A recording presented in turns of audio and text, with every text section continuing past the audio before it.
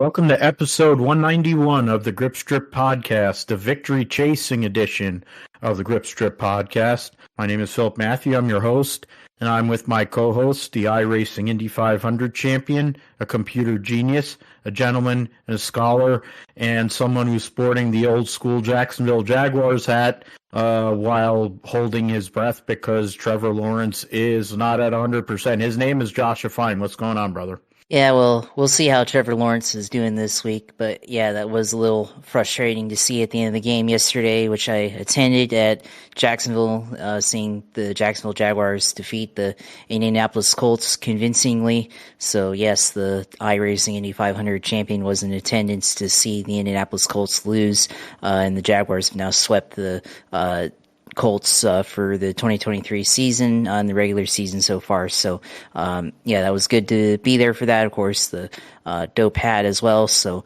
glad to get that one.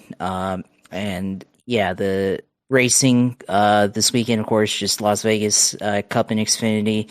And now we have one playoff driver locking his way into the Final Four. So, yeah, ready to get into it. Yep. Oh, yeah. So, Trevor Lawrence, yeah, we're going to see what's going on with him heading into Thursday Night Football. We'll talk about it in the football segment here later on. Monday Night Football going on right now. The Cowgirls playing against the LA Chargers of Anaheim, Alameda, and all the other residing counties. Next week's, they're showing a preview for next week, which will be San Francisco going to Minnesota and U.S. Bank Stadium. Tale of two teams right now in terms of their situation. But we'll talk about that more next week, or maybe later in the show. Larson gets the victory, goes and locks himself into the Final Four, and good circumstance for him to possibly get that second championship, coming off a week where he ended up winning his high limit sprint car series championship, beating his buddy Rico Abreu, goes and gets the victory in the final race, but Kyle Larson gets the championship, and then also gets his rookie orientation done for the Indianapolis 500. So getting that all situated with McLaren. So that's been a pretty busy and fruitful week for the man they call Young Money. Will go also into and all the key players that were there in the Cup race at Las Vegas yesterday. We'll get into Riley Herbst winning his first Xfinity race. I guess hell is freezing over. Riley Herbst has actually won a race, so Stewart-Haas Racing dominated for the most part. Herbst hit the wall. Both guys that won the races this weekend at Vegas hit the wall, and their cars became faster. That seems convenient. We'll get into Herbst winning, what it means in regards to the points, because that means with two races to go, two guarantees that two drivers are going to make it in on points no matter what, as long as two playoff drivers win the next 2 weeks. We'll get into week 6 in the NFL. Jacksonville wins, but mentioned Trevor Lawrence gets dinged up there with a knee injury. I heard knee injury, and then I'm like, well, this has been a year in terms of fantasy for me, having Trevor Lawrence and having Joe Burrow on my dynasty team. It's been a disaster. And then having we went heavy Jaguars on that dynasty team, and that hasn't gone so well. But hopefully he'll be all right. Hopefully they hold him out, because it's the New Orleans Saints. It's not like they can do anything on offense. So I think it'll be a defensive battle on Thursday Night Football. The 49ers lose Christian McCaffrey, Deebo Samuel, and for a portion of the game, Trent Williams lay an egg against Cleveland Browns and PJ Walker, who tried to give him the game. And the worst game that Brock Purdy has played in his young career. It was due to happen. I had a bad feeling about this game for the whole week. And it just kind of makes sense that they ended up going there early game on the East Coast, 1:00 game, so 10 a.m. start for them, coming off of the Cowgirls win on Sunday Night Football. and they laid an egg. Jacksonville solidifies their position in the division, while the Houston Texans are chasing them with C.J. Stroud and company. So, thing to look at there. No undefeated teams left in the NFL. So, for all those Miami Dolphins fans that still hold on to that deal from '72, they can all celebrate drinking seltzer water or whatever they're drinking with whatever teeth they have left. Get into all the other things going on in the NFL as well, and also fantasy, where my fantasy teams this week have been taking a beating. Petit Le Mans opens up the roundup. We have the Whelen Engineering Cadillac and the Wayne Taylor Racing 10 car. Yet another instance of those two cars going against each other at Petit Le Mans, and yet again the 10 car falls short, wrecks in the process, trying to go and pass the 31 of Pippo Durrani. They end up winning the championship. The 60 Meyershank Racing Acura wins the race overall. We'll get into all the results of that, and also the Michelin Endurance Cup. NHRA at Dallas saw a record for women racers and enders, that Maggot Moron becoming the winningest female racer in NHRA history, and by getting her win in Pro Stock. And then the Tony Stewart Racing duo of Matt Hagan, Leah Pruitt winning and getting the double up in Nitro and taking the points lead with 2 races to go in the NHRA countdown. MotoGP Moto2 was at Indonesia last week, and they'll be at Phillip Island this week. Pecco Bagnaia bounces back from a bad qualifying. Jorge Martin had gotten close within 3 points, but fell in the race, and Pecco Bagnaia wins. So retakes that momentum, gets that momentum back, and puts himself back in the driver's seat to win a second consecutive world championship. Then we'll talk about F1 Academy. They've been off for a while, so we'll get back into the points and what that's all about, since they'll be racing at COTA. And give a nod to the British Touring Car Championship. They raced, a week ago or so, but we'll go and give a reference to them, and also some other news and notes in the world of racing this past week, the last few days. And then we'll do previews of the U.S. Grand Prix at COTA. It'll be a sprint race weekend again, and then we'll preview Homestead, the triple header. Josh will let us know all things going on in the world of sim racing in his segment, and then we'll close the deal. All right, so first things first, we will go into the NASCAR Cup Series South Point Hotel and Casino 400 at Las Vegas, and it saw Kyle Larson win both stages and lead the most laps after starting second. 133 of the races, 267 laps. Christopher Bell tried to make it interesting late in the race, finished 800ths of a second off his old buddy from the USAC days, but Kyle Larson dominates at a track that has been one of his better racetracks in his career, gets the Grand Slam in that sense, and goes and gets the victory that will now lock him into the Final Four with a chance to possibly get a second Cup Series championship.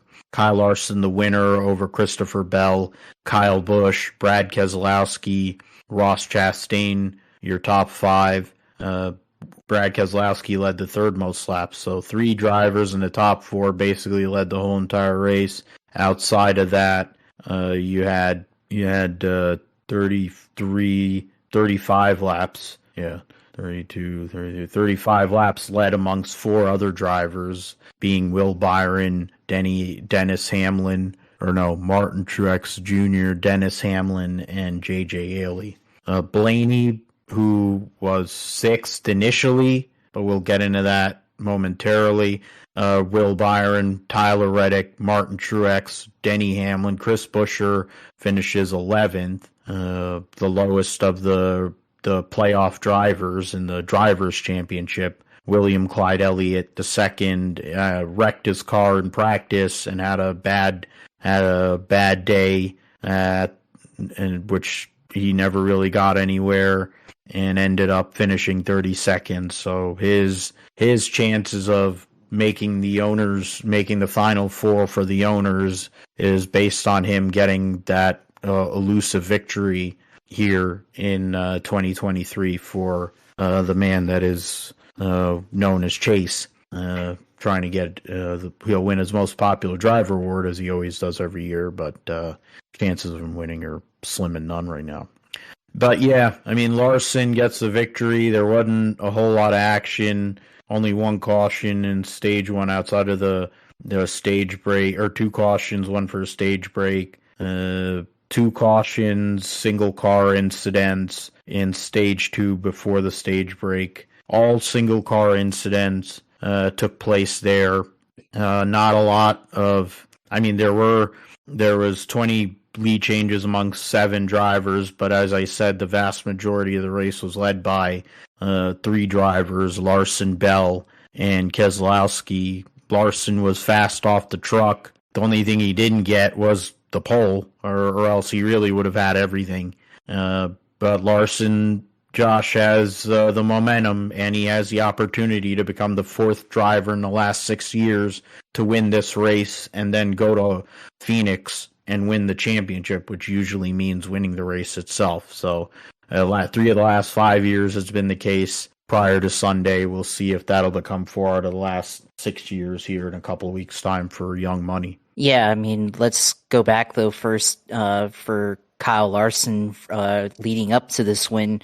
Obviously, he had a big week with his win in the high-limit sprint car series, winning the championship there in his own series, and then going out and testing an Indy car at Indianapolis Motor Speedway for the rookie orientation program there, and got approved to go run the Indy 500 after meeting all the requirements and everything, and then goes out here and just completely dominates here at Las Vegas. So, if you're a Larson fan, he actually had a pretty big week there. But, in this race, dominated throughout the entire event. Go back to what he did in 2021, the first race before the championship round at Phoenix. He won at Texas back in 2021 to open up the round of 8. So definitely opportunity there now that if he does win this championship, it would continue that trend, like you said. So yeah, that's going to be interesting. We'll see how that plays out. Honestly, in our picks, last week when we were making our picks for this race, I picked William Byron, I believe, but I really, in my mind, thought, Larson could really come out to play, based on what we saw in the race in March, with Larson winning, or not winning that race, but, he came close to winning that race, and then, caution came out at the last second, and then Larson didn't end up winning that one over William Byron. So, he had the car in March to do it, and now comes back here in October at Las Vegas and goes out and just completely dominates. Yeah, he had the spin out there in the middle of the race, and almost gave up the race there, but I think the wall helped him out there from keeping it out of control. But he does have that technique of being able to save a car and just lock up all 4 tires and hold on to it. And I think that rest of that stage, though, or that rest of that run, though, he did have maybe flat spotted there, but was able to recover, obviously, and go back and win the stage. So Larson was able to come back from that, and they put together a good race. So now he locks himself into the championship 4, and I think he's definitely one of the guys that I think I would have had in mind to make it to the championship 4. We'll see, who the rest of them are, but almost at the end, Christopher Bell almost got him, though, at the end with the run that he was on. And Larson, I think, just put together the last couple of laps, put together a better better set than Bell did, and was able to just barely beat him back to the line there. So second closest finish in Las Vegas history, I think. I think the closest one was Jimmy Johnson versus Matt Kenseth back in 2006. So that's a, I guess, decent finish there, even though Bell didn't make an attempt to pass. Wasn't really in a position there to pass. So Larson obviously dominated, and then I think Bell was basically just a classic dirt race in a way between Larson and Bell, and then everybody else. So with the way the rest of the field falls out of this, William Byron led a lap and finished in sixth, and now still 5 points, or he's still on the good side to make it into Phoenix and everything. And I think if he didn't win this race here at Las Vegas, I definitely think he could be a candidate to win at Homestead. Truex had a bad sequence in stage 2 where they stayed out and then they fell behind so many laps, and there's a bit of an exchange there with him and his crew chief, but they were able to recover and get an 8th place finish. And I'll say that if Truex somehow makes it to Phoenix, it's definitely a backdoor entry into the playoffs. With he's only 3 points to the good right now, so if he somehow makes it in, that considering how he's performed this entire playoff run, this is definitely a backdoor entry based on how he performed in the regular season, and probably would be one of the more fraudulent, I guess, seeds in the Final Four that we've ever had for NASCAR. So we'll see how that goes. And then, of course, Ryan Blaney got disqualified initially, but then today, on Monday, they announced that they had rescinded the penalty, so he gets his 6th place finish back there. So still minus 10 on points after that result. So don't really know if they'll have the speed to make it into the Final Four, but now they've rescinded it, so now he's not in that deep of a hole that he initially would have been post penalty, and now post rescind, or post penalty, or whatever, how you want to call that. But like you say, not too much happened really in the race. You had a couple of cautions there. Legacy Motor Club getting into some incidents.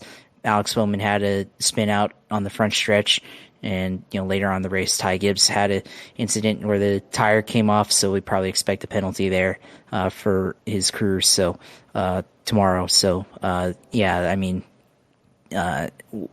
we have one guy locked in the Final Four. So definitely looking forward to Homestead and Martinsville, and we'll see if we get some surprise guy in the Final Four over the next 2 weeks.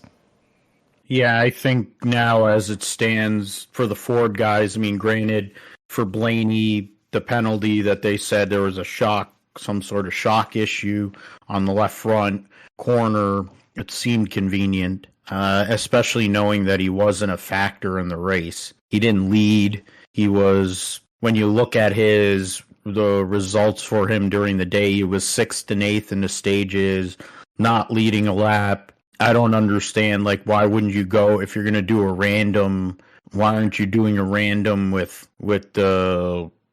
I don't know, somebody who's out of the playoffs, for one. Why wouldn't you look at Brad? The guy has nothing to race for at that point, but now all of a sudden he's running good, and Kyle Busch. Those are 2 people I'd be looking at for randoms. First of all, I'd be pulling any Hendrick car on a weekly basis, but I'd also, and Gibbs car. So that's where the 5 and the 20 would go. But then the next 2 people I'd probably be looking at are Brad and Kyle. I guess in terms of that, when you look at the Fords, Blaney was the second highest finishing Ford. So, but I found that penalty it stunk to me, and thankfully they rescinded it. Points wise, of course, it's still not going to be easy for him or Christopher Buescher to make it in. Early, that momentum from the summer when Buescher won all those races, I think it's kind of gone away. Blaney's been up there for a lot of the year, but it just hasn't been fast every single race, or fast enough. He did it at Charlotte. He's going to have a race. He's going to have to put 2 races together in the last 3 that are like Charlotte if he wants to win the championship. And it's high. There's a higher likelihood that that's going to come from a Hendrick car or a Gibbs car. Larson now gets the free roll for 2 weeks. Byron has been that guy for the majority of the year. And then, as Josh mentioned, Truex has been absolute dog shit the whole entire playoffs. And if he backdoors his way in there, so be it. He's been great at Martinsville in recent years. He's not great at Phoenix. The points are in his favor, but he would need a miracle to go to Phoenix and actually be a contender. He'd be making up the numbers in that Final Four. Speaking of the playoff points, as we go to Homestead, Larson takes the points lead with his 4th win of the season by 7 over William Byron. Truex and Hamlin are tied for 3rd. The difference is the playoff points. Truex has 4 more than Hamlin. Same amount of wins, stage wins. Hamlin has 1 more stage win. Christopher Bell, their teammate, is 2 points behind them. So that's the immediate battle. There's 2 points separating the 3 Joe Gibbs Racing drivers. 16 points separates Tyler Reddick and his owner and Truex.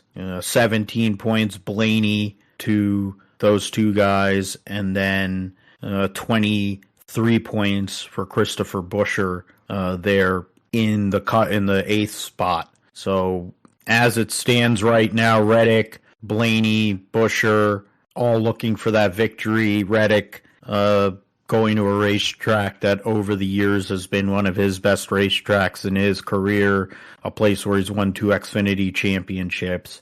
At Homestead, you'd venture to think that that's one where he's had circled all season, especially with the way they've put the cars they put together at 2311 this year. And then in the race for 5th in points, as of now, for right now, 9th in points, Keselowski has a 25-point lead on Ross Chastain. We'll see how that all works out after Martinsville there. Okay, so we'll move forward to the Xfinity Series. Is the Alsco Uniforms 302, which sees Riley Herbst get his first career Xfinity win in his, 100 they have to go into this because it's just hard to believe. 8.4 60 of Herbst was his friends. 139 start. Thank you. Yeah, I saw it at the same time you did.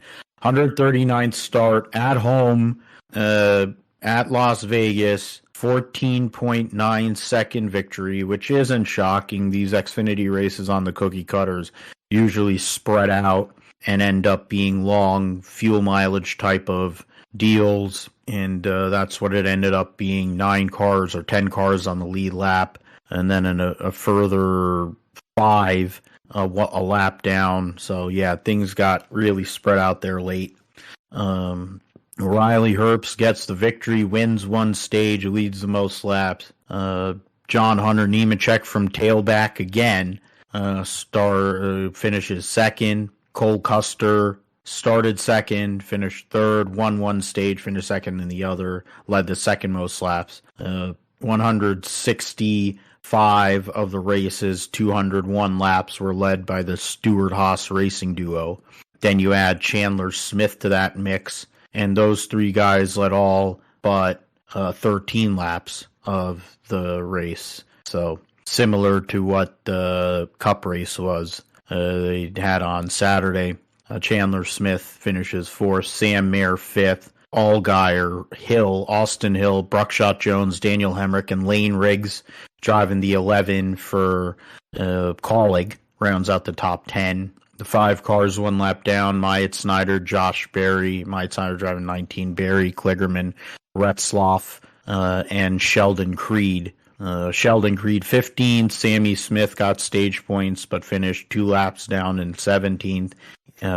He is in deep trouble both those guys are in deep trouble in regards to their chances to win or get into the Final Four. It's interesting that Parker Retzlaff and Creed are together there, since the rumors say that Paperboy is going to be getting into that wheel and engineering number 2 Chevy for RCR. So that would be a cool thing to see for those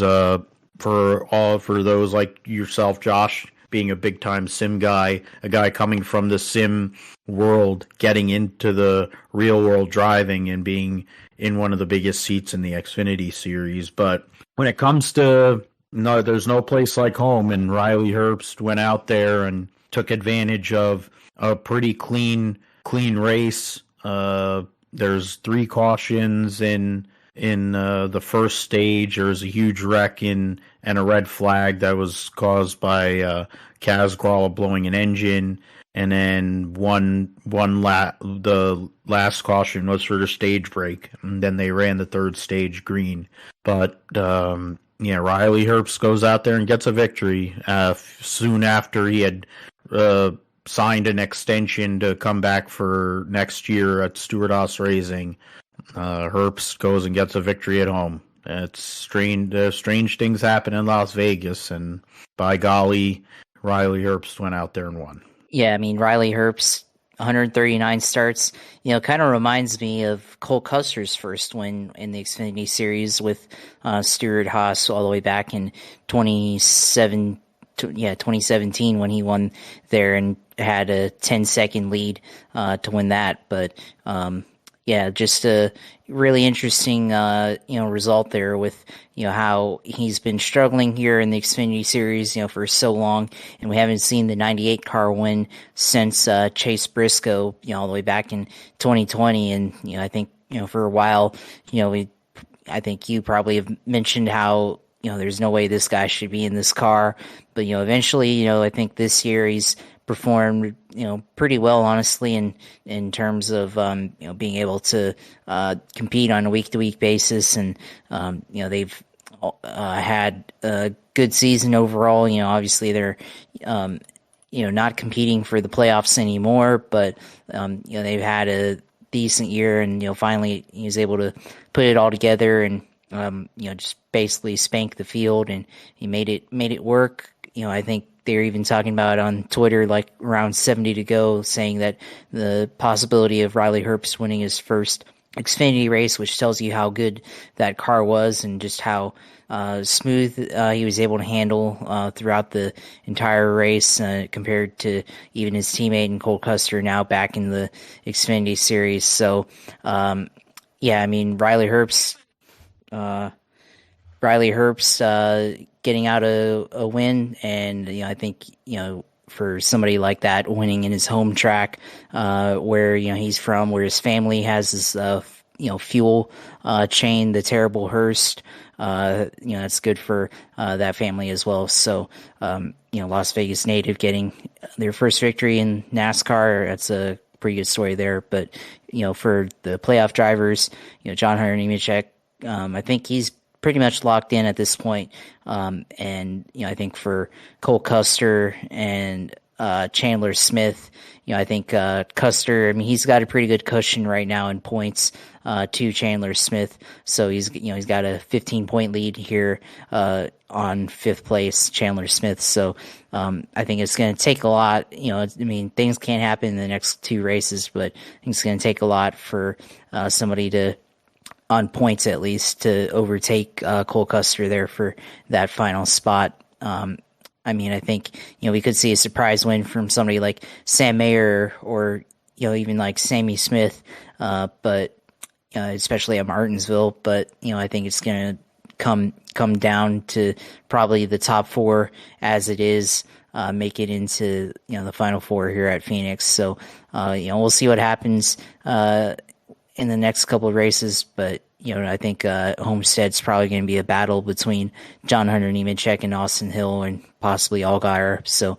I think those 3 cars have been the best on mile and a halfs this year, and I think that's probably what it'll look like here. But or we could have another non-playoff guy win potentially that hasn't won yet or has one is not competing for the playoffs anymore. But that's going to be interesting to see how this playoff ends up, working out. But yeah, I think this race was also kind of similar to the Cup race, very similar cookie cutter race where things kind of get strung out, and definitely with Riley Herbst winning in the way he did, definitely did get very strung out at the end. Yeah, and I mean, I wouldn't count out Cole Custer in that. We'll talk about it later because Cole Custer has won multiple races at Homestead in his Xfinity career. So that's something to look at. I mean, the reality of the world is we've named the top 4 guys in the series this year. So we come down to the final 8. We've knocked out some tougher drivers in that first round. And once you start really thinking about process of elimination amongst that final 8, you got 2 guys that are basically too inconsistent to get out of their own way.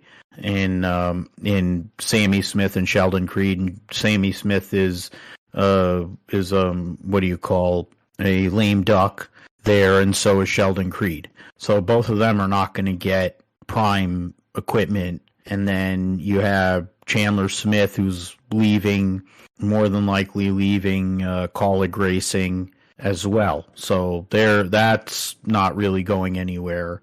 And then Sam Mayer's coming back next year, but he has to make up 16 points. He's minus 16. Yeah, he has to make up 16 points on Cole Custer, which is asking a lot, really. Sammy Smith and Sheldon Creed, they're going to need a win or nothing.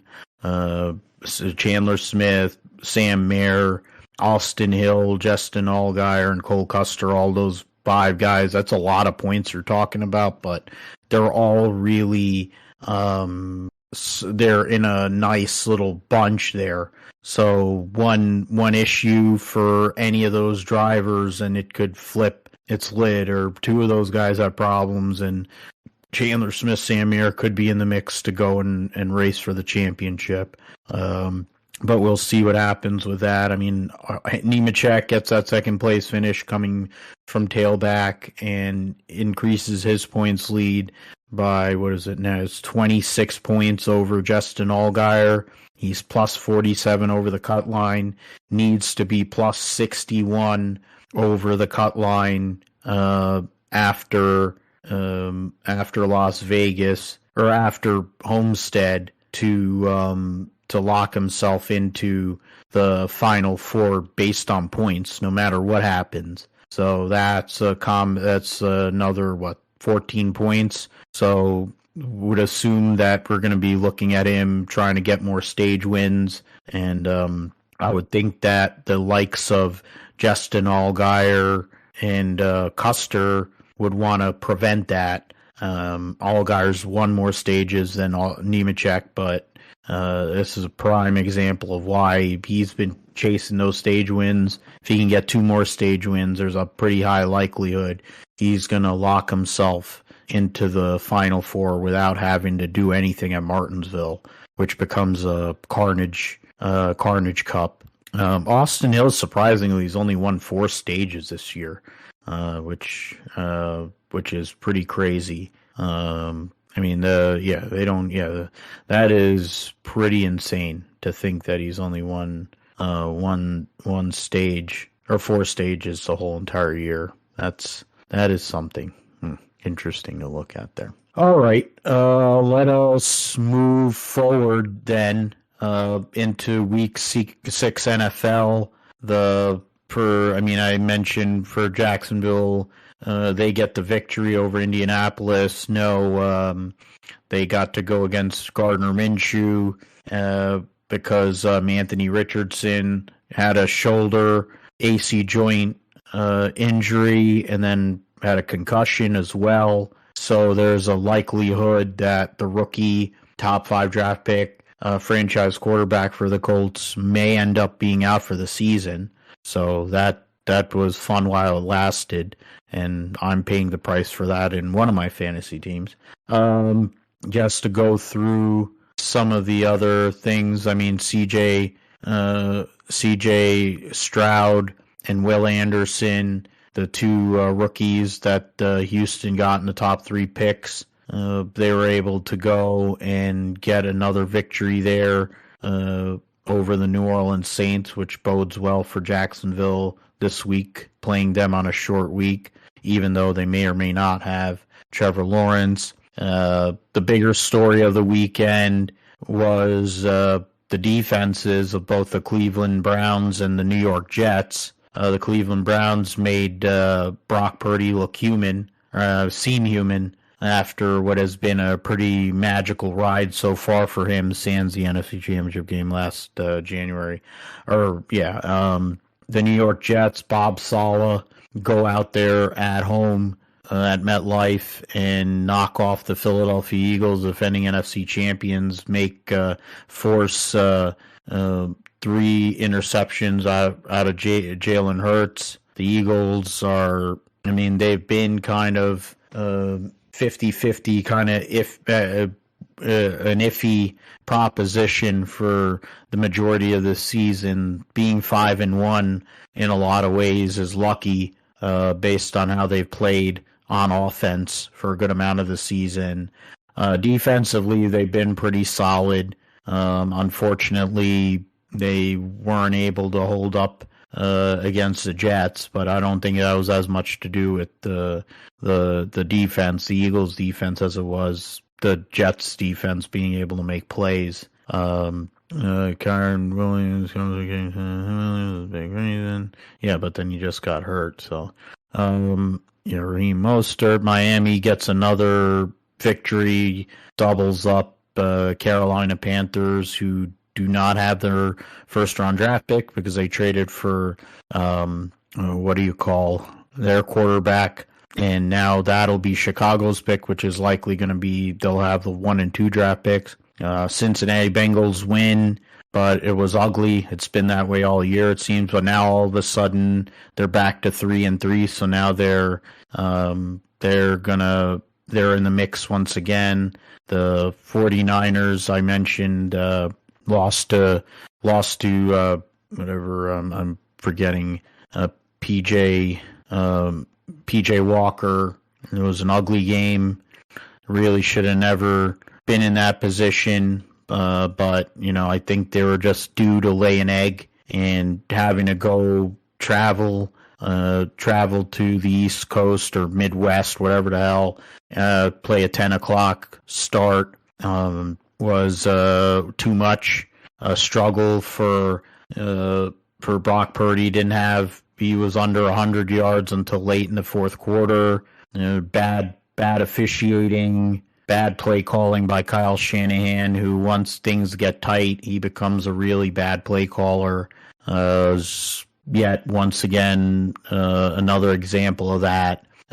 True losing Christian McCaffrey, who's basically been the offensive player of the year so far this year, and Deebo Samuel is not great, and then losing the best offensive lineman in the NFL and one of the greatest offensive linemen in the history of the league for a period of time doesn't help against a really tough pass rush. But putting a rookie kicker out there, albeit the one that they spent a third-round draft pick on to make field goal, he missed a 54-yarder earlier in the day, and then pushed a 41-yarder wide right. It was a confluence of circumstances. It was a worst-case scenario, and unfortunately, Niners lose. But now they have a long week. They have to go and prepare to go and fly out to Minneapolis for Monday Night Football next week, and have to recover and get themselves back on track. And then you're playing for Buccaneers past New England Patriots. Yeah, that's Justin Fields gets hurt, so that's a huge one. As for me and one of my fantasy teams, I'm in bad shape with that. I'm going to need a quarterback. Gardner Minshew gets exposed for what he is, which is a good backup.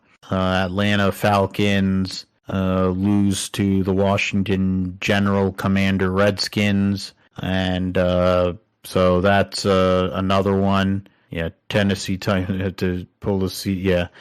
So those are just a few. I mean, it's been a crazy week in football for sure, Josh. I mean, Baltimore wins in London against those Titans. The Titans are really bad. Kansas City won, of course, on Thursday night. Closer game than it probably would have thought it would have been. It was 10.5, so I guess they covered. Commanders, I mentioned, win. Vikings win, but the Chicago loses. Justin Fields. I mentioned the Niner-Brown game. Bengals win ugly. I mentioned that. Miami, Jaguars, you're going to get into it more. Houston wins that game earlier. Talked about that. Las Vegas beats the New England Patriots. The New England Patriots are in bad shape. They are dog crap. They're 2 games behind the New York Jets, and they beat the New York Jets. That's their only win of the year. Rams beat Arizona. That Arizona was on they had momentum early to start the year, but that's gone away. The creamsicle uniforms did not help the Tampa Bay Buccaneers against the Detroit Lions. The Detroit Lions are 5-1. The Detroit Lions are leading the NFC North, and they're one of the 3 best teams in the NFC. You did not hear that wrong. The Detroit Lions are one of the best teams in the NFL. The Buffalo Bills won ugly, but they won. So they are a game behind the Miami Dolphins. And right now, the top 3 teams are separated by 2 games right now. Miami and Kansas City are tied they're in the mix for the number 1 seed. Baltimore and Jacksonville pick up the 3 and 4 seeds at the moment. I'm not sure with all the machinations. It's only week 6, but they're all the division leaders there. You look at Buffalo would be one of the wild cards. I think Houston is there. I mean, playoffs right now. So right now the Kansas City, Miami, Baltimore, Jacksonville, then Buffalo, Pittsburgh, and Cleveland would be the teams. Indianapolis, Houston, New York Jets, the Chargers, Vegas, Cincinnati are all outside at the moment that are at 500. So then in the NFC right now, Philly, San Francisco, Detroit. That's the order they show right now. Top 2. I don't know if that's based on whatever I have to look on NFL.com to make sure, and then Tampa Bay leads their division, which is a shithole of a division.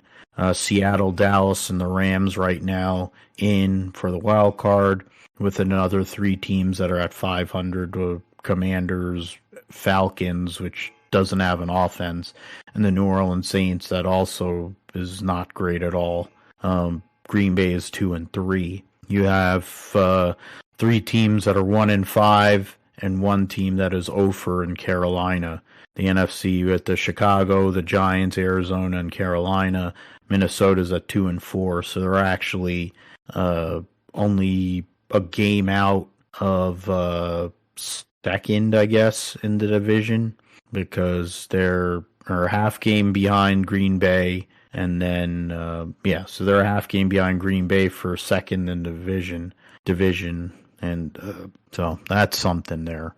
Early days, a lot of injuries going on. Things we're going to have to definitely look at as the season moves forward, because people are falling dropping like flies right now in the NFL. So, Josh, let us know what your thoughts of the game going against your old quarterback, going and being at the ambiance of being at the stadium, being there for the game itself, how that all went, and how you're feeling as you lead into a short week, Thursday Night Football against the New Orleans Saints. Yeah, I mean, first of all, Gardner Minshew going back to Jacksonville for the first time playing against them, and it was still Minshew magic, just in a different way this time, of course, because 2019 Minshew magic was running around and scoring for the Jaguars and making crazy plays, and now Minshew magic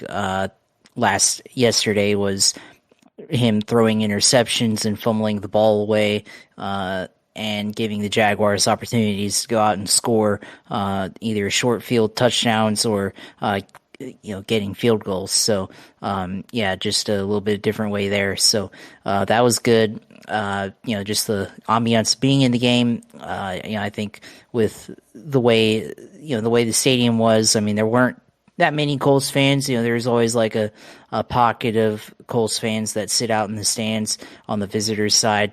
But I think it was mostly Jaguars fans. There's a lot of people there, obviously, and I think everybody was welcoming them home after being there in London for 2 weeks. So just being able to come home and be able to get a good victory, a divisional win against the team that they were tied in the division to take the division lead. So that was good, of course, and it was a good weather, not really too hot, honestly. I guess the weather's like all of a sudden changed in like the entire state of Florida because just feel like maybe a week and a half ago, you still probably like 85 degrees outside, and Sunday it was like mid 70s, throughout the entire game. In the morning it was in the 60s, and it was actually a little cold, and for me, I had to actually put on a long sleeve, which actually benefited because it was still clear. So, even though the air itself is not hot, obviously the sun, clear skies, still can get a sunburn from that. And I was able to protect my arms and neck and everything, but I forgot to put sunblock on my face, so my nose is sunburnt a little bit, and the bottom half of my face that wasn't covered by my sunglasses or my hat or my hoodie, so a little bit sunburnt there, but that's all right. But yeah, the vibes were good at the game and everything. Went with a couple of friends, and so I'm glad that they were able to come, and glad that they were able to see Jaguars' victory there, and be able to experience all of that, of course. But the game itself, I mean, they started out, got a touchdown, got another touchdown almost immediately after Minshew fumbled, and then got another touchdown, and they're up 21-6 at the half. But I do question some of the game management in the second half. They had a big lead, and I think they were able to get another touchdown with Trevor to Brenton Strange there for his first touchdown in his career, but as a rookie in the NFL. But I think with some of the play calling they did in the second half to try to put the game away, it's probably questionable. They had a 3rd and 1 handoff to Travis Etienne that I think it was a pitch handoff that they took to the outside, and that one got snuffed out, and I think he either made it back to the line of scrimmage or he lost a yard or two on that one. And 3rd and 1, just run it up the middle, I guess, there to close out the game. And then later on, the play that Trevor got hurt on, play action naked bootleg rolling out to the left, and ends up getting taken down for a sack. You can argue, probably have a credible argument to say that Trevor Lawrence probably should have just given up on the play, either throw it away or just slide for the sack there. But he did try to fight it out on the end of the play, and that's what led to him spraining his knee. That's the official reports. He's got a low-grade knee sprain or bone bruise or something like that. So we'll see how he is for Thursday night. But on one hand, you can argue, he needs to learn how to live to play another down in those situations. Although the coaching play call in that scenario, again, why aren't we handing it off on that play, and going up the middle or something like that, or even they had another play in the first half where I think it was either short field on 3rd down or 4th down where they handed it off to Tank Bigsby in the fullback position with Travis Etienne as the running back in the backfield, and that was an interesting formation that I hadn't really seen those players be used in. But why didn't they do that later in the game and show that look with handing it off to Tank Bigsby there as the fullback? So definitely think that they probably could have chosen a better play call to try to put your players in the best position without taking too much risk, or even just using a passing play that was low risk without the chance to be exposed like that. So, that's something we're going to have to look out for later this week. If Trevor's able to go on Thursday night, it's also a short week. They've already ruled out Tyson Campbell and guard Brandon Sheriff there. So going to be interesting to see how Trevor's able to respond to this injury. Do they put him on rest and let him rest until the game against the Steelers on October 29? So we'll see how that goes. But yeah, the game itself, at least we got the win over the Colts, and we did allow them to come back and score 2 touchdowns. But, it's obviously mostly garbage time touchdowns, so it doesn't really matter. But, giving them the opportunity to go score with, some of the play calling that they did on offense that led them to give the ball back to the Colts. If they were facing a better team than the Colts, or a team with a better quarterback than the Colts, then, definitely would have to, be a little bit concerned about that. But, at least they get the win, and probably their most complete victory of the season so far. So, at least there's that. But, at the same time, your franchise quarterback potentially injured, not seriously injured, but enough where there's the potential that he could miss the game, especially on a short week. So that's a little concerning there. But fantasy wise, still got the win over Wilson this week. So Justin Fields for Wilson. Justin Fields got ruled out early on in the game, or at some point during that 1 o'clock game. So unfortunate for him there. For me, Deebo Samuel got ruled out pretty early on. So we'll see how that looks like, but still grinding out the win, of course. And Travis Etienne got 2 touchdowns early on, so he's definitely eating that day. So now, actually, in fantasy for week 7, we're facing each other in the fall brawl. So good luck to you, I guess, this week. And we'll see how my lineup looks like, because I've got a couple players on bye, and then Trevor possibly out, so I have to work some strategy to finagle getting a backup quarterback possibly off the free agent bench. So we'll see how that goes. But it's going to be interesting. And one other note, they did announce at the Jaguars game that the 49ers Jaguars game on November 12th is designated as a throwback type of game, although they said that they're not going to have throwback uniforms, but they are using the throwback Jaguars logo from the 90s, and also the 49ers logo, which hasn't really changed that much, the one that they used during the 90s. That's, I think, a little bit more simpler than the one that they have now. The one they have now is slightly more, I guess, different, but it's definitely a throwback logo that they used in the 90s. So I guess from that aspect, period correct, but still waiting for the Jaguars to pull out the throwback uniforms that they used in the 90s, which I think still stand out today. That they could pull out and use as their regular uniforms today, which I probably would prefer over the ones that they have now, though I do like the ones that they currently are wearing. So good week, of course, in the NFL. Still got the Chargers and the Cowboys playing right now, so we'll see how the result of that game. So hopefully, I guess I'd like to see the Chargers win. Not really a big Cowboys fan at all, so don't really like them. So that should be an interesting game. So we'll see how week 7 goes. And see how our fantasy matchup goes. Looking forward to our fantasy matchup here in Fall Brawl that we have at least twice a year. So looking forward to that. Yeah, definitely. It's been rough for me last couple of weeks. Lost last week, and then losing to the team that's leading the league, undefeated. Luke will be going to 6-0. Isn't going to win high points. That'll go to Vic, but still going to 6-0, and I'm going to drop to 3-3. Josh will move up to 4-2. Wilson will drop to 3-3 as well. Matt is going to move to 3-3, so that'll cluster up the last playoff spots there. Manny takes another loss. Joe loses again, so he's 0 for right now. And Jeff is any given Sunday is going to get another win, beating Steve in the process. So I lost to Steve, I think, last week.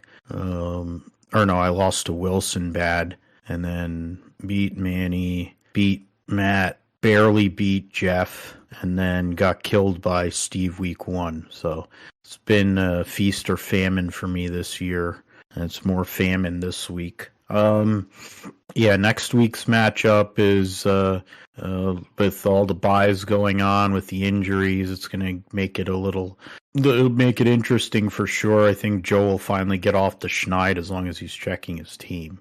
So Luke is probably going to get to 6-0 more than likely.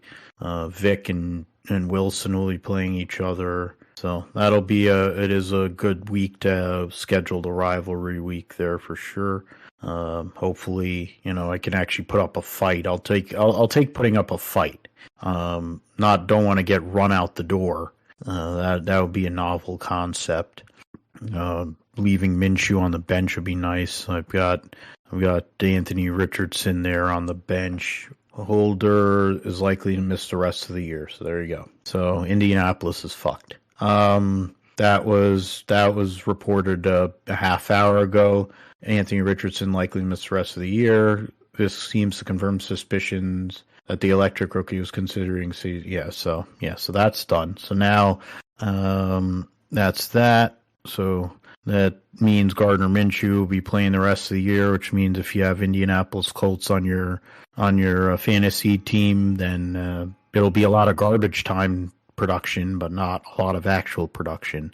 So we'll see what happens with that. Yeah, I mean, I'm losing in my league badly. In the one I'm lost in, I'm losing every league that I'm in. Sans one, I think I've lost this week, so I'm 1-3, which is not great. But I also look at it in the sense then if the Niners are winning and they're competitive, then I can deal with the fact that I'm losing in fantasy. So we'll see what happens with that as we go along.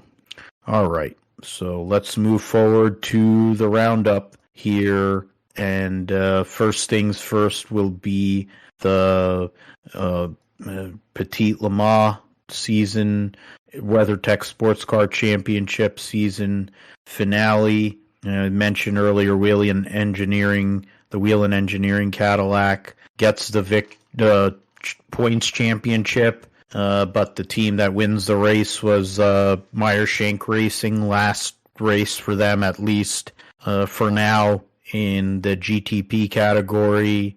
Acura's going to take that car and bring it over to Wayne Taylor Andretti.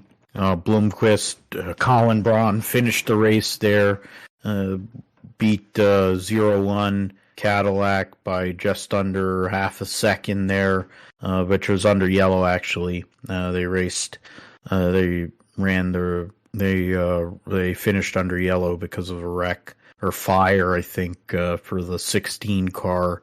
So Blomqvist, Colin Braun, Elio Castroneves get the victory over Sebastian Bourdais, Renger van der Zande, Scott Dixon, Harry Tinknell, Jimmy Bruni, and Neil Ianni for Proton competition. Porsche lead 3 Porsches, 3rd, 4th, and 5th. The 7 Penske Porsche, Matt Campbell, Felipe Nasr, and Joseph Newgarden. And then Vanderhelm, Mike Rockenfeller, and Jensen Button finish 5th, the JDC Miller Porsche. Durrani, Sims, Aiken, Wheel and Engineering Cadillac finishes 6th. Then you have the BMWs, the 25 and the 24 round out the GTP classified lead lap cars. The LMP2 category was won by CrowdStrike Racing by APR, George Kurtz, Ben Hanley, and Nolan Siegel. And George Kurtz wins the Jim Truman Award, so they'll be going to Le Mans next year. They were in a battle with the 18 car of Era Motorsports, which was driven by Indy next champion Christian Rasmussen, Dwight Merriman, Ryan DL. Rasmussen was running up front and running really fast, but then crashed in the S's and knocked themselves out of the race with 16, 17 minutes to go. You have the TDS Racing 35, Foul, Gita Vandergaard Pearson second, the PR1 Matheson 52, Ben Keating, Shateen, and Quinn finished third and won the championship. So that's LMP2. In LMP3, Dickerson, Garg, and Grist, JR3 Racing in their last race as a team in terms of racing in this category. They're going to be housing the Corvette Racing team next year. They win LMP3. Fidani, Bell, and Kern for AWA. Second, Gar Robinson, Felipe Fraga, and Burdon finished third. Robinson wins the Drivers' Championship. That was already solidified earlier in the day, or I think prior to this race. Daniel Juncadella, Jules Gounon, and Mauro Engel for WeatherTech Racing Mercedes gets bookend victories. They won the Daytona 24 Hours in GT Pro. They go and win the category again at Petit Le Mans over Klaus Bachler, Patrick Pilet, Kevin Estra, the Pfaff Motorsports Porsche. Last race, the Pfaff will be running with Porsches. They'll be running McLarens next year in GT Pro. And then third place was Alexander Perguidi, Daniel Serra, David Rigon, and Risi Competizione Ferrari.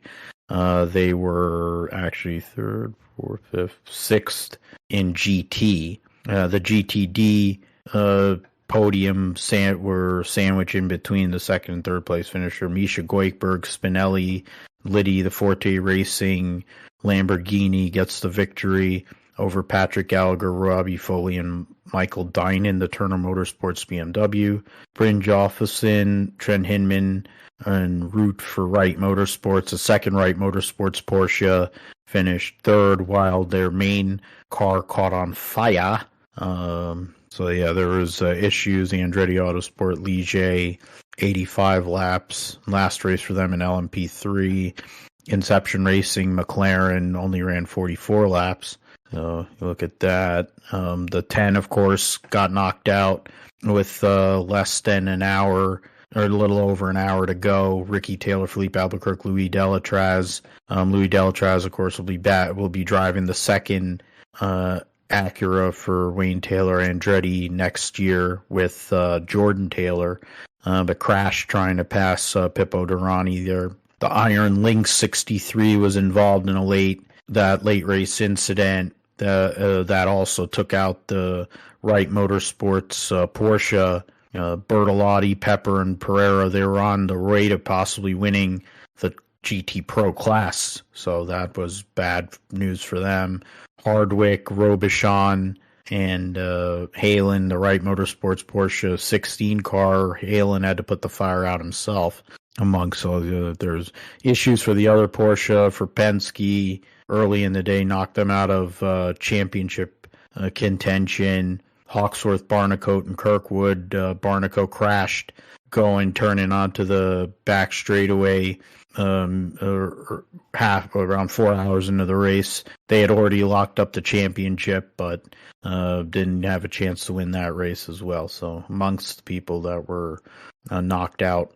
In terms of the points, Sims and Durrani win by 21 over Albuquerque and Taylor, the Wayne Taylor Acura, and by 22 over the Meyer Shank guys, who lost 200 points with the penalty that they got at the Rolex 24 with the tire pressure penalty that they had there. So they would have won this championship going away if they had actually had their regular points haul. Nazar and Campbell fourth, and Jaminet and Tandy all round. They're all tied actually at 26.91. So that's interesting how that all worked out. And then Connor D. Filippi, Nickiello Lee sixth, Renger van der Zande, Sebastian Bourdais, and then Augusto Farfus, Philip Bang round out the guys that were all running the whole season there. In GTP, and then GTP teams, same thing, the Wheel and Engineering Cadillac over the 10, the 60, 6, 7, 25, 01, 24.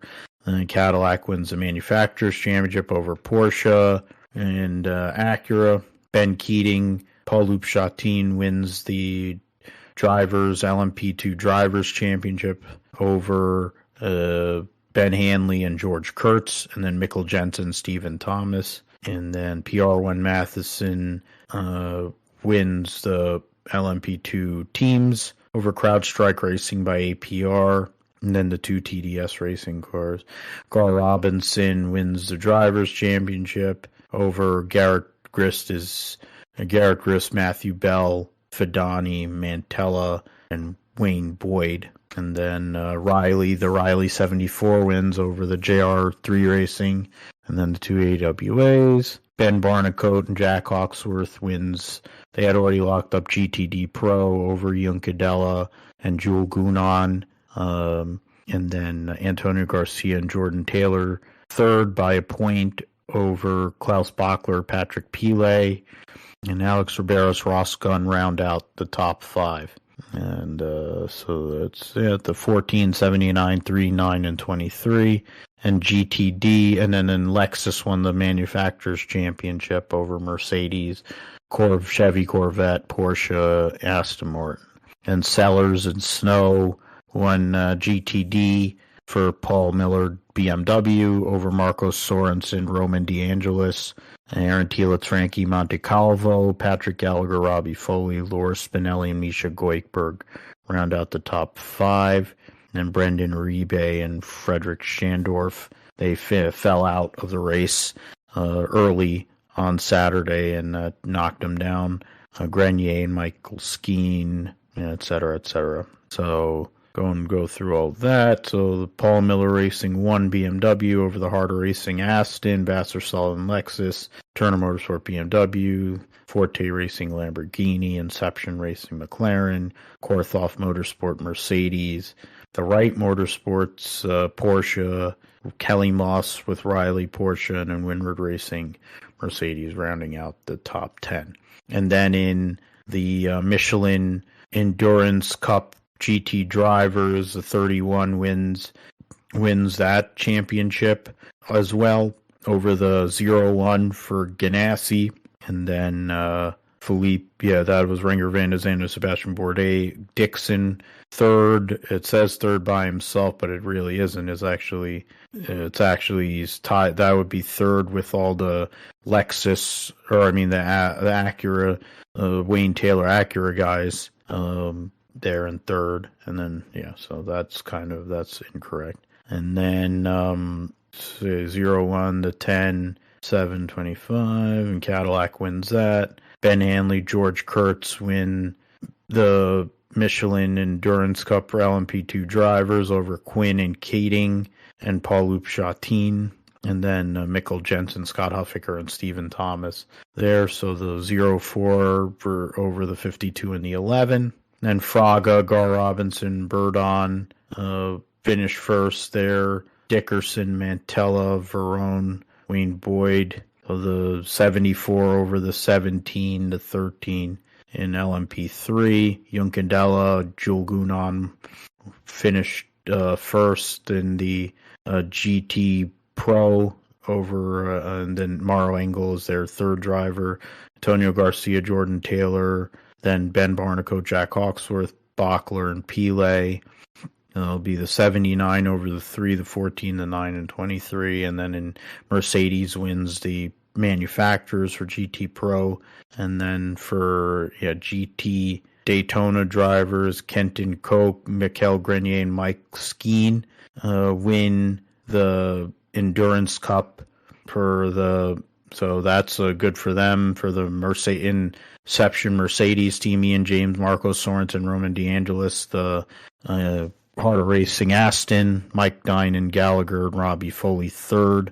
A bunch of these drivers. So the Korthoff Racing, my fault. Mercedes, Harder Racing, Aston, Paul Turner Motorsports 96, Paul Miller Racing BMW finished tied their third and fourth. Windward Racing Mercedes round out the top 5, and Mercedes gets the GTD manufacturer's title by 2 over BMW. A lot to take in there. We'll move on to the NHRA at Dallas this past weekend, and I mentioned that the TSR duo of Leah Pruitt and Matt Hagan won in Nitro. The Maggot, Moron, Erica Enders won in Pro Stock, and Gage Herrera gets one step closer to a Pro Stock motorcycle title, bringing it back to the days of Dave Schultz, John Myers, Angel Sampey, you name it, when there's domination. Matt Smith, I mean, it's crazy how Matt Hines, Andrew Hines, Praywick, absolute destruction by Gage Herrera. So we'll get into the ladders here for Top Fuel. Leah Pruitt came from the 7th spot to win over Steve Torrance. She beat Sean Langdon, Doug Coletta, and Clay Milliken on her way to the finals. Steve Torrance from the number 1 spot beat Buddy Hull, Antron Brown, and his dad, Billy, in the semifinals. And then Torrance set the low ET of the race as well. In Funny Car, Matt Hagan started 5th, beat Paul Lee, Alex Laughlin, Tim Wilkerson on his way to the final, then beat John Force in the final. Force started in the number 2 spot, beat Jeff Deal, Cruz Pentragon for the 973rd time they raced each other. J.R. Todd on his way to the final there. Low ET was John Force. Top speed was Matt Hagan, 332.25.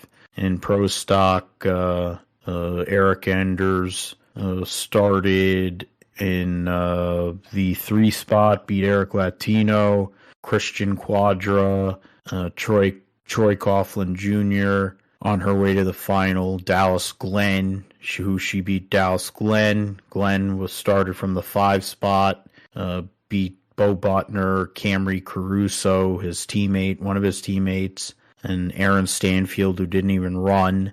And then on his way to the final, Greg Anderson got knocked out by Aaron Stanfield. Anders had low ET, best reaction time. Top speed was Troy Coughlin Jr. Pro Stock Motorcycle, Gage Herrera started in the number 1 spot, beats Blaine Hale in the first round, gets a single in the second round, beats Hector Rana Jr., and then Eddie Krawick and Gage Herrera. I don't know, it doesn't show any laps there, so I don't know if there was something that went wrong there. Detailed results it shows. So Gage Herrera won with a 664 at 203.3 over Eddie Krawick with a 670 at 202.56. So, Julie Naddis gets the victory. Tony Stewart won in round 1. Naddis beat Joey Severance, and Matt Sackman, Sean Cowie, Angel Sampey beat Mike Coughlin there in the first round. And then in second round action, Tony Stewart lost to Angel Sampey and Lane Choice Wolf in the semifinals. And then in the semifinals, Kurt Wolf won over Angel Sampey, and Julie Naddis beat Sean Cowie for the first time ever. And great time for her to do that. The standings, Leah Pruitt goes to Las Vegas with a 4-point lead over Doug Coletta, 13-point lead on Steve Torrance. That's essentially where the battle is at for the championship. Matt Hagan has a 36-point lead over Bob Tasca, 69 over Robert Knight, 69, and 99 over Ron Capps. Interesting, since Ronnie, the limo driver, got married this past weekend, and you got guys like Capps there, who would have been at the wedding, but he was busy.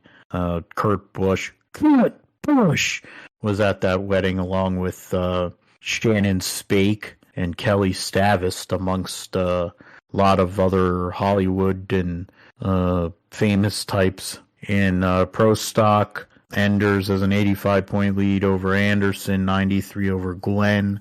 And Herrera leads by a lot over Craywick. Matt Smith is third, Hector Arana is fourth. So that's what is going on there. In Lucas Oil drag racing, Natus right now leads by 40, or was it 60, 71 plus 76 or 75 points over Tony Stewart. She's run one less national event this year, and they've run the same number of divisional rounds.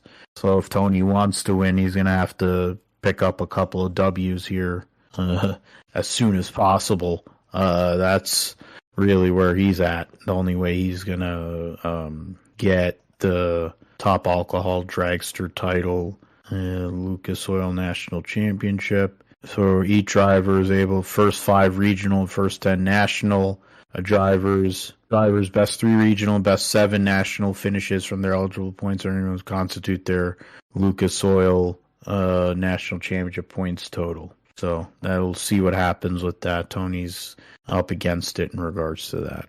MotoGP and Moto2 raced in Indonesia this past weekend, and we'll be racing at Phillip Island this coming weekend. As I mentioned, Pecco Bagnaia gets the victory.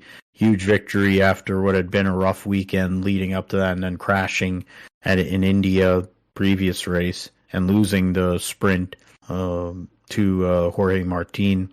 Bagnaia over Vinales, Fabio Quartararo, DG Antonio, Bezecchi, the top 5, Binder, Jack Miller, Bastianini, Rins, and Alicia Spargo round out the top 10. Only 14 classified riders at the end of the race. Jorge Martin out, along with Zarco, Mir, Marc Marquez, Augusto Fernandez, Luca Marini, and Polo Spargaro. Session results. So then the standings leading into Phillip Island. Bagnaia leads by 18 points. Leads Martin by 18 points. Bezecchi solidly in third. Binder more or less solidly in fourth. Espargaro and Vinales, the Aprilia teammates, separated by 12 points for fifth. Johan Zarco is in that mix as well, 15 points behind Espargaro. Marini, Miller, and Quartararo round out the top 10. So in MotoGP standings. In Moto2, Pedro Acosta gets yet another victory over Aaron Canet, Aldeguer, Jake Dixon, Gonzalez, Tony Arbolino, Chantra, Sergio Garcia, Joe Roberts finishes 9th, and Sam Lowes rounds out the top 10. The standings heading to Phillip Island for Moto2 is Pedro Acosta leads by 65 points over Tony Arbolino. Jake Dixon is 105 points back in third. Aaron Canet fourth. Chantra fifth. And right now, we go slide back to Roberts is in 14th place. He'd need to win a bunch to get himself into the top 10. Right now, he's 13 points behind Sam Lowes and 17 behind Sergio Garcia in 12th. He was the only American rider this past weekend. Sean Dillon Kelly is out of a ride, so that's that. We'll see how everything goes there. And then, all right, so F1 Academy, coming back to that, it's been a while for them. They haven't raced the F1 Academy since the summer, so they'll be back for their final race weekend at Circuit of the Americas. After they haven't raced since the end of July. Marta Garcia has led the points for a good amount of the season. She has a 48-point lead on Lena Buhler and Hamda Al-Kabasi, and Neri Marti's fourth and Abby Pulling fifth. Amna Alcabasi 6, Bustamante, Dehus, Edgar, and Lovin Foss and Schreiner round out the drivers that had put up some level of points there. F1 Academy collaborate with Champions of the Future on Global Karting Series. Now there's that, so we'll see what happens. The long layoff, if it affects anybody there. In British Touring Car Championship, saw Ash Sutton win a fourth British Touring Car Championship. His 6 pole positions, 12 race wins, first driver claim title in both rear wheel and front wheel drive machinery. Interesting. Youngest driver to win 4 championships, so 2 wins around driver previous James Thompson, 12 wins is Alan Menu, Sutton, Andy Rouse, and Colin Turkington. All right, so a pretty big deal. Outgoing champion Tom Ingram is so credit to Ash Sutton in winning the championship there for the Napa team. I'm trying to see what manufacturer. I think he was a BMW driver. Ash Sutton over Tom Ingram, Jake Hill, Colin Turkington, and Josh Cook. And then so they have in terms of other news, Corey Heim is gonna stay with Tricon Garage for next year in the Truck Series, no matter what happens if he wins a championship. Louis Foster is going to stay with Andretti Global for Indy next. John Hunter Nemechek we're going to talk about here. He's going to be running double duty this weekend, running for Legacy. In the 42 at Homestead, which that's significant. Yeah, so we'll talk about that momentarily. And then landing partner role for F1 at Las Vegas, Amex.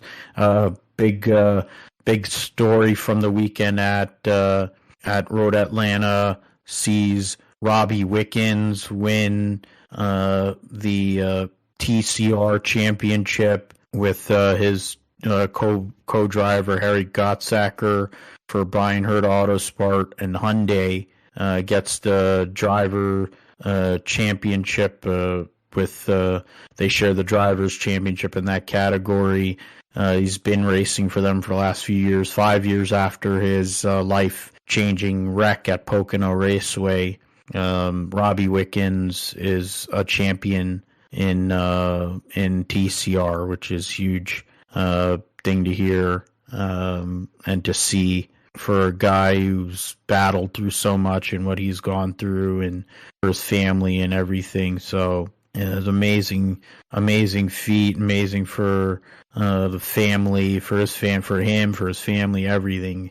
One of the great stories in motorsport, honestly, to see Robbie Wickens get that championship in TCR in the Michelin Pilot Challenge. So that's it's really, really cool to see if Christina, to see that happen, and for one of the great people in racing too, no less. So that's pretty awesome. All right, so let's move forward from that. All right, so we'll move forward to the U.S. Grand Prix at Circuit of the Americas this coming weekend. Another sprint weekend. Target podium return, awesome admitted key worry against Red Bull and McLaren. So yeah, Mercedes is gonna bring an upgrade, and they're trying to target a podium, but would think it'll be pretty difficult to do that either way. But we will see what happens. Let's go back to the picks picks from last week. Josh, you went first, so I'll go first for Formula One. So F1 U.S. Grand Prix. Fish Lips wins the race over Oscar Piastri and the Smooth Operator. And then in the sprint, I'm going to pick Piastri to win another one. Sprint over Fish Lips, and Norris. Those are my picks for the U.S. Grand Prix. I think the Mercedes do fare better than they have in recent races. I do think Lewis gets top fives in both the sprint and in the race itself at one of his best racetracks. What say you, Josh? Well, I mean, obviously we're going to go ahead and pick Max Verstappen to win the United States Grand Prix. But, behind him, I'm going to say Lando Norris finished his second. You picked his teammate Piastri, so I'll just go with Lando here, the other McLaren car driver. So pick that, and, I'll pick... I'm actually going to go opposite here of you on teammates. Excuse me. I'll pick Charles Leclerc to finish third here, who last year finished third in this race at the USGP. So, and actually led one lap there. So, that should be interesting, I guess. And of course, the sprint race, you pick Piastri. Well, I'm just going to pick Verstappen to win the sprint race. Over Lando and Piastri, so Verstappen takes home both sprint and the USGP this weekend. All right, pretty straightforward there. For Formula One, they'll be racing 3 consecutive weeks. They'll be racing this week at COTA, next week at Mexico at Autodromo Hermanos Rodriguez, and then they'll be racing the Brazilian Grand Prix. So triple header here, and then they'll take 2 weeks off and race the first time since 1982. They'll be racing the Las Vegas Grand Prix, and that'll be a back-to-back to end the season with Las Vegas and Abu Dhabi. We'll move to the trucks to start the previews for Homestead. There will be 35. Right now, there's 35 trucks for 36 spots. So somebody will show up and fill that spot to take the purse money and all that. I think we mentioned that Matt Mills is going to be driving the 42 for Nice next year. So that's a big deal for him to get into a top flight ride. Hocevar moving over to 77 for Spire. Marco Andretti will be driving for Spire in the last 2 races in the Truck Series season. And also Corey Heim will be back. So 36, I figure somebody else is going to show up to run a start and park, maybe Jennifer Ho Cobb or something. Nobody listed in the 02 as of now. Nobody listed in the 20 or the 25 for that matter. You don't even have a full field. You don't have 3 drivers listed for trucks, 2 for Youngs and 1 for Rackley War. Nick Sanchez, of course, driving on a home game, coming back from a few weeks ago when Matt Crafton punched him. Spencer Davis in a 04 for Roper Racing, then Chase Purdy, Dean Thompson. We're going through all these drivers. Marco Andretti was running for Spire, trying to go through some of these other people. Anything. Maggio driving to 22. Jonathan Schaefer driving to 30. Memphis Villarreal driving for Rayum. Bailey Curry in the 41. And Jack Wood again in the 51. Tyler Hill in the 56 for the family team. Jake Drew back in the 61 for Tory. And then Armani Williams driving for G2G in that rent-a-wreck. So, Josh, you get first choice here on the Truck Series side for who do you look at to win and wild card. Yeah, so I think this weekend, I'm going to go with Carson Hocevar winning the truck race this weekend. to lock himself in to the Final Four. He's had a good truck race season so far this year, and I think he's clearly established himself as one of the favorites for this title. So I'm going to go ahead and lock him in as my pick. And then wild card this weekend, go with Old Reliable and Raja Caruth this weekend. He's been pretty reliable here in the 1.5 miles, and I think he's had some good runs in the 1.5 mile tracks this year. So look at his run at Charlotte. Kind of a similar worn down pavement track compared to Homestead, one that you're going to be running the top a bunch. So I think he can definitely have a shot there. So we'll see how it goes this weekend, but should be interesting this weekend with it being an elimination race, although I don't think anybody even knows that it's an elimination race because it's the truck series, but it is indeed an elimination race, and there is a bit of a logjam here between 4th and 6th place in the standings here with 5 points of separation between Sanchez, Enfinger, and Rhodes. So we'll see how that trio of drivers who ends up filling in that 4th slot here this weekend. So that should be an interesting battle to watch throughout the race on Saturday. Yeah, it's a good point you bring up that because the truck series has been their way their schedule is and the way they're presented on TV, you would know that they're going into an elimination race. Corey Heim won the first race of their play that second round to lock himself in to the championship for what was this back at Bristol all the way in the middle of a month ago, and then they ran Talladega 2 weeks later, and they've had 2 weeks off. Going to race this coming weekend. Have another week off before they go to Phoenix. So, and there was a non-playoff winner. Non-regular won the last race at Talladega. So as it stands, there's a pretty good chance. Math-wise, there's going to be 2 drivers make it in on points. Now, you consider the separation between Christian Eckes. Josh mentioned it with Sanchez, Enfinger, and Rhodes, but it include Eckes in it.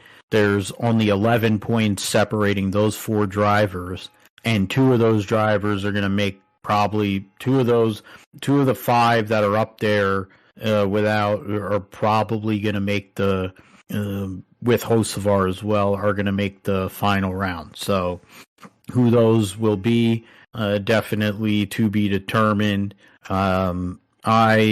In that vein, I am going to go with, I keep on doing this. I think it's similar to what I do on the Grid Talk when I pick Logan Sargent to score points. I think, but there's a higher likelihood of this coming off. I think Nick Sanchez gets the victory at home. Would be great to see after what was a pretty bad situation for him a couple weeks ago. Comes back, races at Homestead. We don't know what his situation is for next year in the truck series or what's going on, but Nick Sanchez to win and lock into Final Four, and then in terms of a wild card for me will be it's kind of tough to make a wild card pick, but we will go with guess we'll go with Taylor Gray. Yeah, so we'll go with Taylor Gray. Taylor Gray is wild card. And then I guess for me, who do I look at to make obviously Corey Heim is in. I say Nick Sanchez makes it in with a victory. And then Carson Hocevar, I don't see any changes there. I see Carson Hocevar and Christian Eckes also advancing to Phoenix in a couple of weeks' time. So I don't see any changes coming from that. Josh, you put Carson Hocevar in to win. So that means he would end up being, so he ends up in there along with Corey Heim. Do you see any changes in regards to who else would make it into the Final Four? No, I mean, I think the Final Four as it is, I think it's going to stay the same. I know it's tight, but I think it'll definitely stay the same between how the four drivers are, and I don't think Infinger will be able to make it in, and I don't think Rhodes has enough speed compared to any of the top four to try to make it in. All right, so we'll say that the Final Four, the current Final Four stays the same. I messed that up, but I'll edit that shortly. XFinity at Homestead, 2 races to go for them in this round. The Contender Boats 300 has, what is it? They say 40. They're saying 3 vehicles are going to miss the show, but so 41 for 38. Dale Earnhardt Jr. G-Bug is going to be back for his second race of 2023. No Neck will be racing in the Carl Long MBM 66. Matt Mills is running double duty, driving for Emerling Gase. You got, I don't know how many RSS cars are out there this weekend. Was it 1, 2, 3, 4 RSS cars are going to be out there, and no Joe Graff Jr. I guess whoever runs the RSS Racing social media, I think napalmed him last week on the socials, so that might be was a lead into what was going to happen, which I guess is not having a job anymore. They have Mason Maggio racing the 29 car, so they're going to have to make the race on speed with that vehicle. Dawson Cram, former guest of this show, will be in the 74 again. Kyle Sieg will be in the 38, so there you go. So I guess he doesn't have a job. I figure he'll probably be in the Emerling Gase 35 because they don't have anybody announced as of now. So that's for trucks. And CJ, so JJ Illy in the 4, Natalie Decker, that empty head, is in the 07. Says Myatt Snyder in the 19. Derek Kraus will be in the 11. Connor Mozak, Maggio McLaughlin, Kyle Siegel driving for RSS. Earnhardt, Leland Honeyman, and the Alpha Prime. And Kyle Weatherman will drive in the 91 for DGM. We'll see who makes the show. I mean, obviously, Junior wants to make the show on, wants to put himself in position to make the show on time. It looks like the Chargers have scored a touchdown. So to number 7, whoever. Gerald Everett. That's what, so thank you. And so big score there. Chargers, I think, are up 10 points. It's a tie game. Oh, it is a tie game. All right. Well, 17 all. All right. So why not have overtime on Monday Night Football? That'd be great. I'll go first for the Xfinity race, and I will pick John Hunter Nemechek. It's the low-hanging fruit on that one. And and lock himself into the Final Four. And then I'll pick Retzloff as my wild card pick. How about you, Josh? I'm going to go, since you picked John Hunter Nemechek, I'm going to go the opposite and go Austin Hill to win the race. And then, of course, Mr. Ralph Dale Earnhardt Jr. to be the wild card this weekend. So, Junior ran good at Homestead back in June 2020. I think he finished top 5 or top 10. So, he's got a good shot here to have another good run, and probably hopefully the car doesn't catch on fire this time around. So we'll see how that goes. But it should be a good one this weekend. Homestead's a good track for the Xfinity series in general with the way it drives. Yeah, and I think Junior would feel a lot more comfortable this week after having that race. After he got the race at Bristol and ran as competitively as he did. So I think he stands a better chance of running well this weekend. He'll get a more representative practice than what you get from running at Bristol, honestly. And fine, just give me a second here. From Homestead. All right, so amended that. So we will go to Cup at Homestead, and Josh will be the first to choose for the Cup at Homestead. Mention John Hunter. You had something on the team that previously announced that Hocevar will still drive for at Martinsville and Phoenix. So I mean, we can go and listen. Did you hear Jimmy's? I saw his announcement that they're putting John Hunter in for this race. I was only saying it's significant because it's the 42, and Joe Nemechek drove the 42 back in the day, and they have a history at Homestead as well. So with John Hunter and John Hunter being named after his uncle, late uncle John Nemechek, who passed away at Homestead in a truck series accident. Yeah, it's very true. And Joe Nemechek has had good runs there over the years, especially in the Busch series. So there's a lot of significance there for sure. Good point on that. So, and also he's going to be driving the 42 car next year in the Cup Series full time. So that'll be that. It's the Forever 400 presented by Mobile One. Mobile One, of course, sponsor for Kevin Harvick, and that's the tour is the Forever Tour. So 9 years ago, he won his championship at this race and at this racetrack. And that was one of the first, I think may have been the first year of the Final Four, the elimination format playoff. Yeah, that was. So that was significant there. He will also be running a throwback to the Budweiser car that he ran back then. Of course, it'll be a Ford this year instead of a Chevy. So that'll be interesting.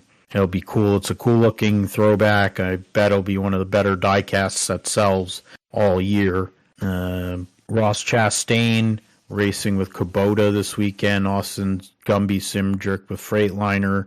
Bass Pro for Bald Spot Dylan. Mentioned Budweiser for Kevin Harvick. Larson's usual. Build Submarines for Keselowski. Gainbridge for LaJoy. 3 Chi for Kyle Busch. Hooters for William Clyde Elliott II. Back to Smithfield for Almirola for a home game for him. Sport Clips for Hamlin. Menards and Duracell for Blaney. Magical Vacation Planner for Chase Briscoe. No sponsor listed for Yaley. AJ Allmendinger Campers in RV. Chris Buescher of Fastenal. Bass Pro for Martin Truex Jr. Ream for Christopher Bell. Dex Imaging for Harrison Burton. Shell Pennzoil back on for Logano. McDonald's for Bubba. Liberty for Byron. Leaf Filter Gutter Protection for Haley. Loves and Fleet Guard for McDowell.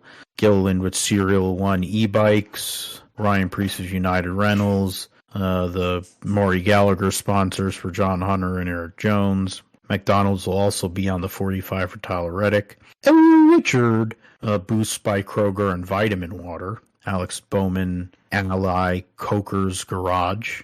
No Neck will be running double duty, driving the 51 as well for Rick Ware. Monster Energy for Keebler. Rays Shot Focus for Ty Dillon. Josh Balicki in the 78. And then Freeway.com for Daniel Suarez. Get first dibs, Josh, on who will somebody advance their way into the Final Four, or will it be a non-playoff driver? Yeah, I know. I'm going to go ahead and pick Christopher Bell to win. Yeah, I think he's kind of seething after that last run at Las Vegas, and he's really gotten mile and a halves this year. And I think the mile and a halfs in general have been good for Toyotas. I think this is a track that definitely favors his driving style. So I think Christopher Bell locks his way in from 5th place, which would potentially bump out Denny Hamlin out of this. But, he locks his way into the Final Four. And then wild card this weekend. Wild card this weekend. It's a bit tough because we're down to the last bit in the standings here, but there's a lot that you can go here. I'll pick Daniel Suarez. Why not? He needs a really good run, and Mr. 305, of course, from Miami. So he needs a good run for the co-owner of his team and everything. So we'll go with that. Mr. 305, Mr. Worldwide. Daniel Suarez, see if he can go and do that for Dottie, for Pitbull, for Armando, as co-owner there at the home game for the co-owner of Trackhouse Racing. I will go and pick. This is a little more. I mean, I think I picked last week here. Who did I pick last week? I picked Reddick last week to win, and he didn't get it. And Josh, you picked William Byron, and those are probably the two people that make the most sense to me. I'm doing this begrudgingly. I am going to pick William Byron to win what would be his 7th win of 2023 and lock himself into the Final Four. Byron to win and lock into Final Four.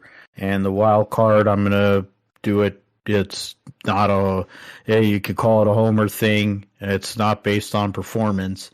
Chase Briscoe, it's one of his better racetracks. He's won there in Xfinity. I'm sure he's looked forward to this race. I mean, I went against my judgment with picking Reddick. I picked Reddick last week. You know what? I'm an audible. I'm gonna go Tyler Reddick to win and lock into Final Four, and then Briscoe wild card stays because it's one of his best racetracks. He qualified halfway decent, but then the car was dog crap in the race, so we'll see what happens with that at Homestead. So let's move forward into the sim segment. Josh, let us know what's going on in iRacing and in gaming this week. Yeah, of course. I mean, this week iRacing, we've got the all 3 truck Xfinity Cup Series racing at the Homestead Miami Speedway this weekend, so there'd be plenty of opportunity to run the fence in any of these cars, which actually my experience in iRacing running the fence at Homestead hasn't really worked out the way I thought it would. For some reason, I guess at least the setups that they give out on the fixed series end up lending to the bottom or the middle working out better than the top. But I suppose if we had a longer run, maybe the top would come in there. So we'll see how that works out. But I got that. The Legends Series 87 cars running at North Wilkesboro, so that should be kind of interesting with those cars. Indy cars are at Chicagoland this weekend. Gen 4 cars at Nashville this weekend. Of course, still got the the Draftmaster Series now at Talladega. So that should be interesting. Running at that with unrestricted cars. So looking forward to running some of those as I have been doing the last couple of weeks. Running on that. Let's see, on the oval side, what else we got here? All these are all fixed setup races. So let me put it back to open to see which cars are running for Draftmaster Series. Yeah, Draftmaster, still running. Week 6 with the schedule at actually at Daytona still, which I think it's in the next gen car this week, and then they switch over to Talladega and then run the same cars that they've been running there. So yeah, the setups that I've been using for that one have been for Talladega, but modified to run slightly modified, changing just the gearing and the downforce for Daytona, a little bit more handling than Talladega. So we'll see how that goes this week, and then Talladega next week should be plenty fast there. And then on the road side, pulling up those races, going on the road end, all of them. Looking at that, pulling up this. Got GT3s at Road America, Formula Fords at Lime Rock Park, Toyota GR Series at VIR, Virginia International Raceway. Got Ferrari GT3s at Summit Point Raceway, the Mustang Skip Barber Series at Silverstone National Circuit Layout, the iRacing IMSA Fixed Series at Le Mans, the Circuit 24 Hours Le Mans, Circuit Le Sarthe. That's a fixed series, I think, running for like 35 minutes. So just a short sprint race there at Circuit Le Sarthe. Stock Car Brazil at WeatherTech Raceway Laguna Seca. Got USF 2000s and Indy Pro 2000s at Oran Park here. LMP2s also at Circuit Le Sarthe there. Let's see what else. Formula 4 at Suzuka, Grand Prix circuit. Then you've got the looking at the Formula 1, so their version of the Formula 1 series, the Grand Prix series, running at Circuit of the Americas, a 14-lap sprint race there, so might be more entertaining than the actual F1 race for sure. Pulling up, trying to see more of what's available on the schedule here. Open series, that.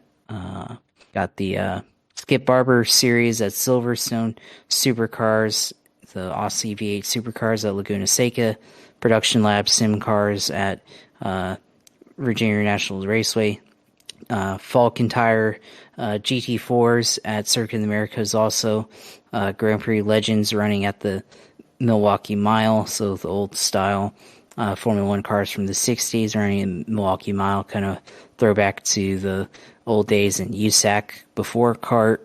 Got the GT Thrustmaster Challenge at Daytona Road Course. IndyCar Open Wheel B running at Talladega this weekend.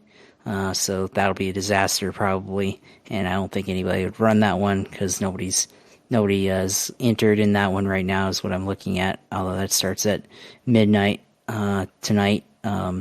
That session, Open Wheel C also at Oran Park. So so plenty of opportunity as always on iRacing. We saw the announcement for last week, the NASCAR console game partnership with iRacing. Looks like they're beginning to put out some surveys on what they want for the series for that game. So probably have to look at that survey and see what kind of questions they're answering, and see what kind of direction that this might go in. But still, that's a very exciting announcement, of course, there. And looking at the iRacing official news here, what else is happening as far as special events or anything like that? I don't think there's really anything here currently right now in terms of official news from iRacing, but of course, plenty of content across the board with the recent announcement there with NASCAR, and then of course the regular scheduled iRacing races on the service. So that's all for sim racing this week. Of course, follow on Twitch at UCaler2, where we can, if we go live, which maybe we'll go live for some Homestead racing this weekend, or throughout the week, we'll go live for that. Let's see, the Twitter at JP Huffine, which of course go on there and see what I have to say, of course. talking about the Jaguars as always, and any racing takes as as we see. And of course, the YouTube page, Gripster Podcast YouTube, which will have all our videos up there, uploaded usually by the end of the week, and be up there hopefully before the races this weekend. So, that's all for me this week. Of course, good win for the Jaguars this week. Glad to see them win in person as always. So, good racing as well throughout the week at Las Vegas. Hopefully, this weekend at Homestead, Dale Jr. puts on a good performance, and he's able to finish this time, unlike Bristol. But I think he'll be definitely a lot more confident going into this weekend for sure. Yeah, we'll see what happens. It'd be cool to see Junior win. I definitely thought he was going to win at Bristol, so it'd be good to see him win at one of his favorite racetracks for sure at Homestead Miami Speedway. And definitely check out Josh on the sim on his iRacing and his Twitch page, or any racing he does over there. And thanks as always, brother, for being my co-host and sidekick, and all the great content, great insight you bring to the table. You can find me at PG Matthew on Twitter X. You can find us at Gripster Pod on Twitter X. You can find the Gripster Podcast anywhere you listen to podcasts. We're on Podbean is our host site. You can also find us at philipgmatthew.com. And and we're, of course, the YouTube page with the video feed. So you can find us there. And we'll see you next week for episode 192. We'll recap Homestead, the triple header. We'll also recap the U.S. Grand Prix and F1 Academy at COTA. You got NHRA at Las Vegas. You're going to have MotoGP, et cetera, World Rally. It's going to be a busy weekend. Formula One will be in Mexico. A lot going on here next week or so in the world of racing as we get towards the end of the motorsports season. So we'll be back for that. Also talk about Week 7 NFL and all that's going on with that. So for Josh, I'm Phil. Thanks for listening to Gripster Podcast, and we'll see you next time.